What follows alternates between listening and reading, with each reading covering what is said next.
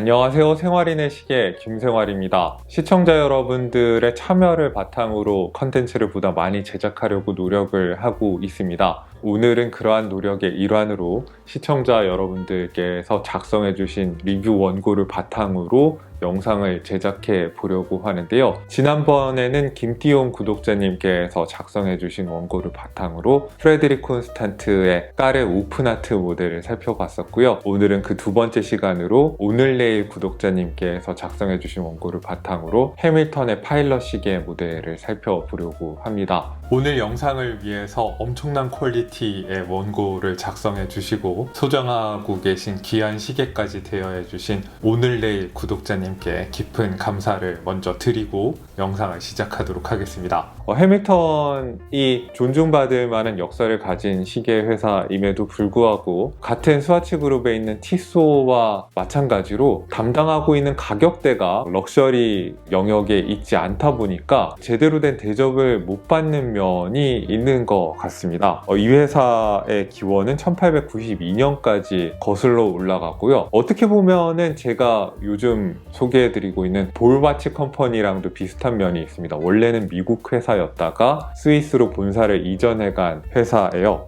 펜실베니아 주에 있는 랭카스터 지역에서 출발한 회사였고, 볼와치 컴퍼니가 철도에서 쓰이는 정확한 시계의 기준을 확립해가지고 그걸 검수하고 유통하는 역할을 해가지고 사세를 키운 회사라면은 해밀턴은 볼와치 컴퍼니의 시계를 공급했던 가장 큰 미국 회사 가운데 하나였습니다. 그러니까 둘은 굉장히 밀접한 관련이 있었던 회사였습니다. 그리고 해밀턴은 철도 시계 하나만으로 업적이 끝나는 회사는 아니고 굉장히 영광스러운 순간들이 많았던 회사입니다. 예컨대 세계 최초의 전기 시계를 만든 회사가 해밀턴이었습니다. 한때 선풍적인 인기를 끌었었는데 끝까지 잘 되지 않았고, 60년대 말에는 세계 최초의 오토매틱 크로노그래프를 만들기 위해서 브라이틀링과 호이어와 함께 편을 먹고 칼리버 11이라는 오토매틱 크로노그래프 무브먼트를 개발하는데 한 역할을 담당하기도 합니다. 그리고 밀리터리 시계의 역사에서 기여한 바도 상당히 큰 회사이죠. 1940년대에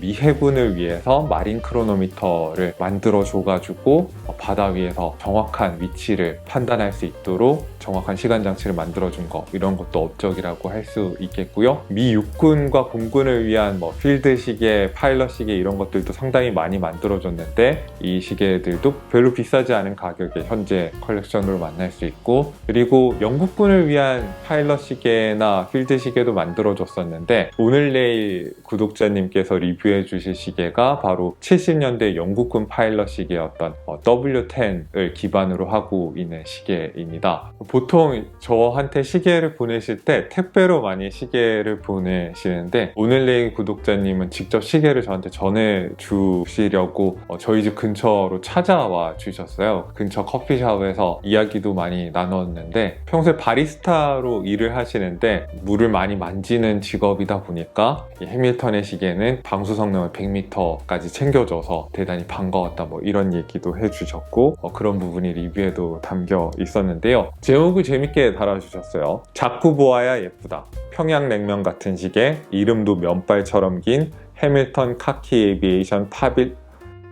오늘 소개해드릴 시계는 해밀턴이 70년대에 영국 공군에 납품을 했던 시계를 되살린 해밀턴의 카키 에비에이션 파일럿 파이오니어 메커니컬입니다. 시계를 살펴보기에 앞서서 간단한 스펙부터 짚어보겠습니다. 케이스의 가로 길이는 36mm, 러그를 제외한 세로 길이는 33mm, 러그 투 러그의 길이는 41.7mm, 러그 폭은 18mm입니다. 엔진으로는 원조에서 사용하던 에타 280이 수동 무브먼트의 진동수를 낮추고 파워 리저브를 늘린 HA50를 사용하고 있습니다. 스와치 그룹 내에 비슷한 가격대의 시계들처럼 80시간의 파워 리저브를 제공하고 있습니다. 100m에 달하는 파일럿 시계치고 제법 든든한 방수 성능을 가지고 있지만 시계 유리는 아쉽게도 사파이어 글래스가 아닌 미네랄 글래스를 사용하고 있습니다. 일단 스펙 대비 가격으로만 살펴보면 같은 회사의 카키필드 메커니컬과 같은 무브먼트를 공유하고 있음에도 가격 가격은 오히려 더 비싸다는 점이 다소 아쉽습니다. 미네랄 글래스를 채택하고 있다는 점을 감안하면 더욱 그렇습니다. 또한 손목이 두꺼운 분들이라면 수치상 사이즈가 작다는 게 조금 꺼려지는 부분일 수도 있겠습니다. 하지만 이러한 단점을 상쇄하는 매력적인 요소들도 많은 시계입니다. 개인적으로는 무척 재밌다고 생각하는 시계여서 여러분들께 알리고 싶습니다. 이 시계는 수치상 사이즈만 봤을 때는 작은 시계임을 부정할 수 없습니다. 하지만 체감상으로 시계를 수치보다 더 커 보이게 하는 요소들이 있습니다. 그중 베젤 없이 시원하게 자리 잡은 다이얼에 먼저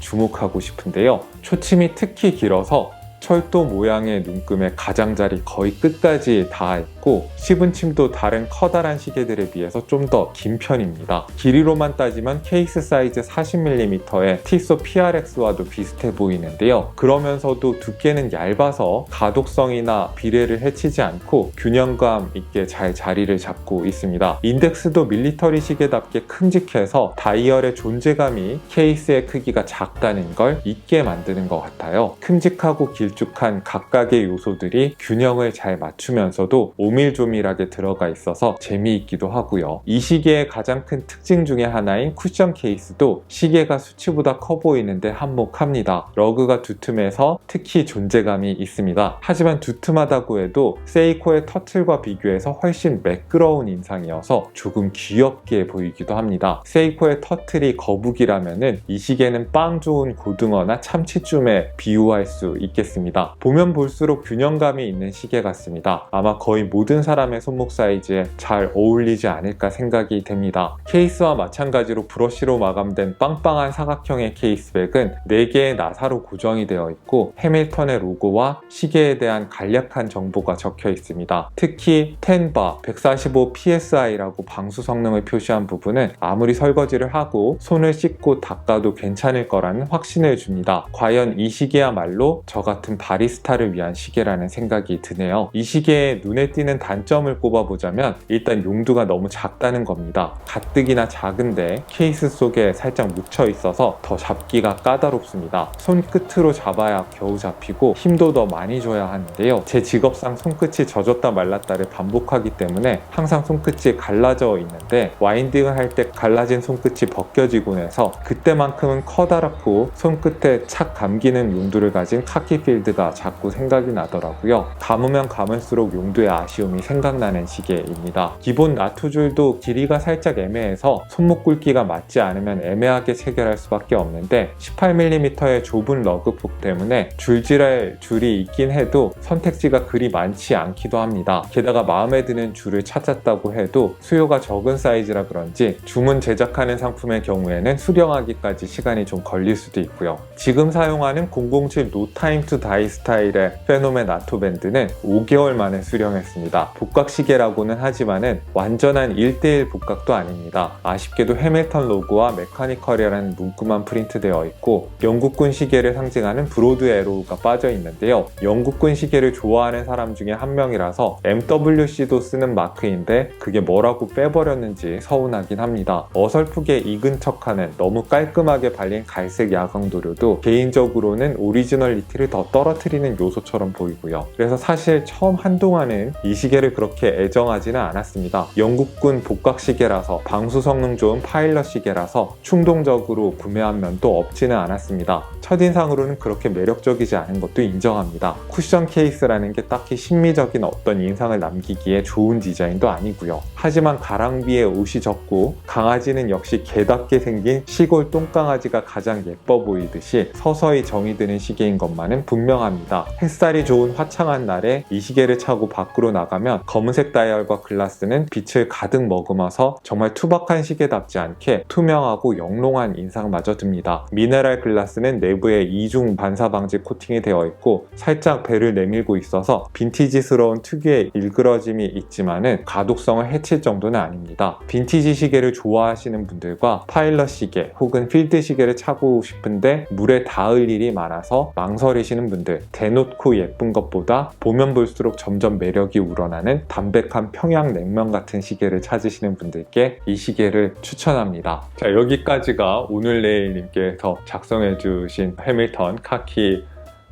자, 이름이 정말 길어가지고 저도 해밀턴 카키 에비에이션 파일럿 파이오니어 메커니컬 시계에 대한 리뷰였습니다. 정말 진솔하게 리뷰를 잘 써주신 것 같아요. 본인의 경험을 바탕으로 해서. 근데 본인의 시계에 대해서 너무 겸손하게 써주신 게 아닌가. 쿠션 케이스가 그렇게 심미적으로 뭐 예쁜 게 없다고 하셨는데 전 처음 봤을 때부터 되게 예뻤거든요. 무슨 말이지? 그렇게 생각을 했었는데 오늘은 좀 시계의 주인분께서 좀 비판적인 멘트를 많이 남기셨기 때문에 제가 시계를 좀 옹호하는 내용을 그 말미에 남겨도 괜찮을 것 같다는 생각이 드는 것 같아요. 일단 가격 얘기부터 해야 될 것 같은데 해밀턴 카키 메커니컬에 비해서 단순히 가격 대비 스펙만 비교했을 때는 좀 덜 좋아 보이는 거는 사실인 것 같습니다. 근데 이제 해밀턴 카키 메커니컬 같은 경우는 좀 더 대중적인 미국군 필드 시계 디자인을 베이스로 하고 있어서 진짜 필드 시계를 찾는 모든 사람들을 위한 시계니까 가격 정책도 대중적으로 한 것 같아요. 근데 이 시계는 뭐 아무리 가격 정책을 좋게 한다고 해도 타겟이 모든 대중들이 될 수는 없을 거예요. 생긴 것도 쿠션 케이스라서 거기서부터 일단 니치고 영국군 필드 시계라는 거에서 또 한 번 니치고 그렇기 때문에 밀리터리 시계를 굉장히 깊게 좋아하시는 분들을 타겟으로 한 시계라서 가격이 뭐 몇십만 원 좀 달라진다고 뭐 수요가 막 바뀌거나 그러진 않을 거기 때문에 이런 시장을 타겟으로 삼을 때는 시계 회사들이 좀 가격 책정을 높게 하는 경향이 있습니다. 스펙에 비해서. 시계 회사들이 자선 회사들은 아니잖아요. 돈을 벌어야 다음 시계도 만들고 그러기 때문에 브랜드의 충성 고객층을 공략하는 복각 시계들이 되게 가격을 올려 부르는 경향이 있다. 이 시계도 좀 그런 것 같다.